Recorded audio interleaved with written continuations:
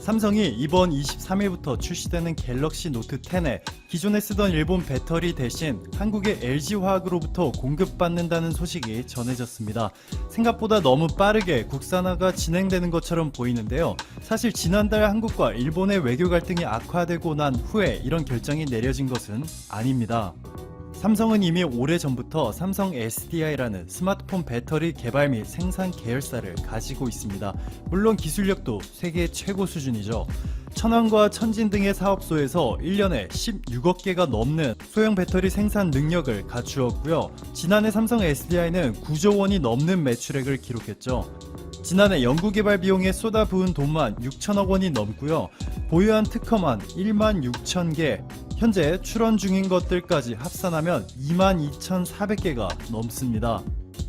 마음만 먹으면 생산 라인을 증설해서 얼마든지 삼성이 갤럭시 스마트폰에 100% 삼성 SDI의 배터리를 충분히 사용할 수 있다는 뜻이죠. 하지만 여기 머니투데이의 보도를 보시면요, 삼성전자 관계자는 이렇게 말합니다.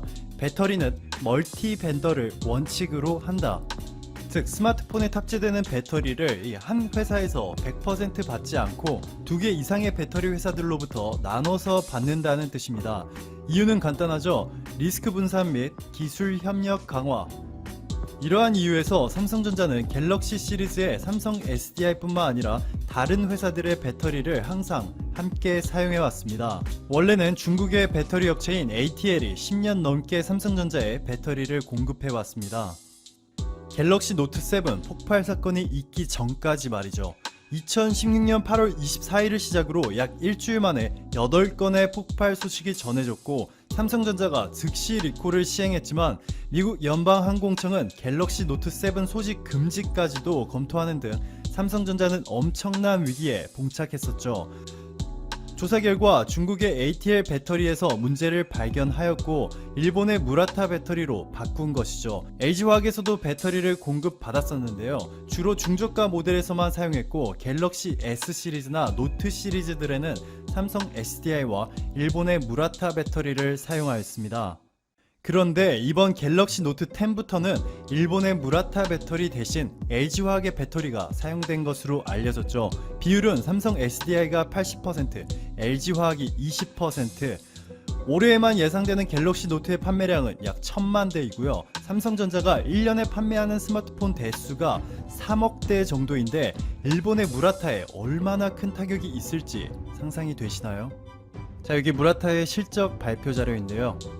여기 보시면 무라타의 1년 매출액은 약 16조 원, 그 중에서 배터리는 이곳에 포함됩니다. 기타 부품들 카테고리에 배터리가 포함되어 있는데 비중이 빠르게 확대되고 있는 것을 확인할 수가 있습니다. 무라타의 주력 산업이죠. 44%의 점유율로 세계 1위인 적층 세라믹 콘덴서 MLCC라고 하는데 이 사업이 승승장구하고 있는데도 최근 무라타의 주식 차트를 보시면요, 전혀 힘을 쓰지 못하고 있죠. 여기 보시면 LG화학은 석유화학 분야에서 대부분 50%에 육박하는 점유율로 시장을 장악하고 있고 2차 전지 부문에서도 10%가 넘는 점유율을 확보하고 있습니다. 한 가지 문제점은 보시는 것처럼 LG화학도 전자사업 부분의 주요 원재료인 양극재, 음극재, 분리막 등을 일본 기업인 히타치와 미쓰비시로부터 주로 구매하고 있다는 것이죠. 대부분의 전자제품에서 100% 국산화를 달성하기 위해서는 삼성전자만 노력해서 되는 것이 아니라 삼성전자의 부품을 공급하는 1차 벤더들도 함께 국산화를 적극적으로 추진해야겠죠. 삼성이 배터리를 일본의 무라타에서 LG화학으로 교체한 정확한 이유는 밝혀지지 않고 있는데요. 배터리가 삼성전자의 모델에 특화하여 사양을 맞춰줘야 한다는 점을 고려하였을 때 늦어도 한일 외교관계가 악화되기 한참 전인 지난해 말부터 이미 LG화학과 이야기를 마쳤을 가능성이 높아 보입니다. 즉 이미 오래전부터 삼성은 일본의 소재 및 부품들에 대한 의존도를 낮추는 작업을 시작해 왔기 때문에 이번 일본의 수출 규제에 어느 정도 준비가 되어 있던 상황이었다 정도로 해석할 수 있을 것 같습니다. 자, 또 하나의 새로운 소식 전해드리고 영상 마무리하도록 할게요. 지난번 규제 30일 만에 일본 정부가 시네츠 화학이 삼성전자에 수출하는 포토레지스트를 허가해 준 데 이어서 어제 일본 경제산업성이 2차로 포토레지스트를 허가해 주었죠. 이것도 1차 허가 때와 마찬가지로 시네츠 화학이 삼성전자에 수출하는 물량인 것으로 알려졌는데, 시네츠 화학은 다른 일본 수출 기업들과는 다르게 해외 생산 공장이 없고 일본에만 5개의 공장이 있어서 다른 나라를 통해 우회 수출도 못합니다. 일본 정부가 허가를 안 해주면 삼성이라는 거대한 고객을 완벽하게 잃게 되는 것이죠. 그러니 지금 오히려 수출 규제를 한 일본에서 혼자 북치고 장구치고 하고 있는 것이고, 여러분들께서는 현재 정계와 재계가 어떻게 하면 이렇게 최악의 불협화음을 만들 수 있는지를 일본에서 감상하고 계십니다. 지금 전 세계는 팬데믹 상황에서 벗어나지 못하고 있습니다. 전문가들은 이미 코로나 2차 대유행이 왔으며 말레이시아에선 전염력만 10배 이상인 코로나 변종 바이러스까지 발견되어 앞으로 어떻게 될지 예측할 수 없게 되었다고 말합니다. 우리나라는 나름 잘 대처하고 있었지만 다른 나라는 비상등이 켜졌죠. 전 세계가 혼란스러운 틈을 타 중국은 센카쿠 열도에서 끊임없이 도발을 하며 미국과 군사 갈등으로 번질 상황을 이끌고 있습니다. 게다가 지난 5월 초에는 판공호수가 있는 라다크 분쟁 지역에선 중국군이 일방적으로 도로 건설을 강행하면서 인도군과 소규모 물리적 충돌이 발생하기도 했습니다. 이렇게 중국은 주변국들에게 영토전쟁급으로 깡패짓을하며 자국의 이익만 챙기려는 이기적인 행보를 보이고 있습니다. 이런 모습에 미국이 중국 공관 폐쇄는 언제든 가능하다고 언급했고, 영국이 일부 홍콩인들에 대한 시민권 부여 절차를 시작하기도 했습니다. 게다가 미국과 일본, 인도 등 많은 나라들이 틱톡이나 위챗과 같은 중국 어플 사용을 금지하고 있어 중국의 예민함은 극에 달하고 있습니다. 이런 상황 속에서 중국은 홍콩 다음으로 대만까지 노리고 있죠. 이렇게 도를 넘은 중국의 행동에 중국이 믿었던 프랑스, 이탈리아, 영국, 캐나다가 중국 기업인 화웨이를 버리고 한국 기업을 찾고 있는데요. 이 모습에 중국은 자신들이 했던 깡패짓은 생각하지도 않고 적반하장으로 보복하겠다며 화를 내고 있습니다. 지금 미국과 일본은 중국을 견제하기 위해 일본 본토에 지상 발사형 중거리 미사일을 배치하고 있는데요. 이 모습에 중국도 일본을 향해 미국 없이 한판 해보자며 계속해서 도발을 하고 있습니다. 지금 중국과 일본은 대체 어떤 생각을 하고 있기에 동북아의 평화를 무너뜨리려고 하는 걸까요? 영상 시작 전 좋아요와 구독 부탁드립니다. 지난 16일 오후 1시부로 중국의 동중국해 일부 지역 여름철 금호 기간이 해제되었죠. 이에 중국은 조업이 재개되면서 영유권 분쟁 지역인 센카쿠 열도를 놓고 중국과 일본은 초긴장한 상태가 되어 있습니다. 홍콩 사우스차이나 모닝포스트는 미국과의 갈등이 심각해질수록 중국이 일본과의 또 다른 분쟁을 일으키지는 않을 것이라 예측하고 있었습니다. 하지만 중국은 지금까지 핵심 이익에 대해서는 절대 양보한 적이 없죠. 특히나 올해 들어 15차례나 해경선을 센카쿠 열도에 접근시켰습니다. 일본은 투사할 수 있는 군사력을 강화하면서 방어 능력을 확대해 맞서고 있습니다. 즉, 중국 어선이 고기잡이를 명분으로 또다시 대규모로 접근한다면 센카쿠 열도를 고리로 양국 간 갈등이 반복적으로 일어날 수 있습니다. 실제로 중국은 지난번 일방적인 통보와 함께 100일 넘게 센카쿠 열도에 접근했는데 어선은 물론 고속정과 잠수함까지 동원해 활동을 하고 있죠. 그 모습에 일본도 자위대를 동원해 대처하겠다며 맞불을 놨습니다. 활용면에서는 중국이 앞서기 때문에 중국은 중국 해경에게 일본이 먼저 무력 시위를 할 경우 전시 임무까지 부여했습니다. 심지어 지대한 미사일까지 동원해 실제로 국지전까지 예상하고 있었죠.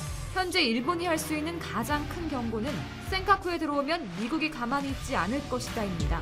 그만큼 군사력이 약해진 일본은 미국이 국지전에 나서주기를 간절히 바라고 있습니다. 현재 이런 문제들로 일본 내에서는 반중 감정이 아주 강하게 일어나고 있는데요. 하지만 사실 일본은 중국에 대항하기가 매우 버거운 상태입니다. 지금 일본은 코로나 사태를 맞아 결국 사상 최악의 역성장에 빠져 망해가고 있어 미국 없이는 중국을 상대하기 어렵기 때문입니다. 그럼에도 불구하고 일본 내에서는 현실을 자각하지 못하고 과거 2차 세계대전 당시에 전범국으로 돌아가려고 합니다. 명분상으로는 중국과 북한에 대한 대비로 군비 강화를 말하지만 실상은 평화헌법을 개정해 전쟁을 할 수 있는 나라가 되도록 노력하고 있습니다. 또 극우 세력들이 판을 치면서 야스쿠니 참배를 하고 일본 역시 16년 연속 한국의 독도를 일본 것이라며 영토 욕심을 내고 있습니다. 결국은 중국, 일본 모두 동북아의 평화보다 자기들의 이익만 탐내고 있으면서 각종 변명들을 붙이며 교활하게 움직이고 있습니다. 일본의 일부 내부에서 특히 전 총리였던 무라야마는 일본이 역사에 겸손한 성찰을 해야 한다며 현 일본 정부를 비판하고 있습니다. 이렇게 동북아의 평화가 위험에 빠져 있지만 한국은 중심을 잡기 위해 부단히 노력하고 있습니다. 특히 이번 코로나 사태에서 전 세계를 리드하는 국가로 그 위상이 올라간 한국은 미국과 중국에서도 포기할 수 없는 나라로 인식되었습니다. 특히 전 세계 경제가 얼어붙은 와중에 유일하게 락다운을 하지 않은 상태에서 경제를 돌려 모든 나라가 한국에 집중하고 있습니다. 심지어 일본의 부당한 수출 규제에도 탈일본화를 성공적으로 보여줬고 오히려 기술혁신 생산성에서 그 어떤 나라보다 앞서 나가 떠오르는 첨단 제품 세계 공장이 되었죠. 한국의 이런 모습에 많은 나라의 기업들은 계속해서 러브콜을 보내며 엄청난 투자와 공장, 연구시설을 세우고 있습니다. 한국이 이렇게 성장하는 와중에 중국과 일본은 영토 문제로 으르렁거리며 신경전을 벌이고 있었고 중국은 미국 편만 드는 일본을 향해 지속적으로 도발하고 있었는데요.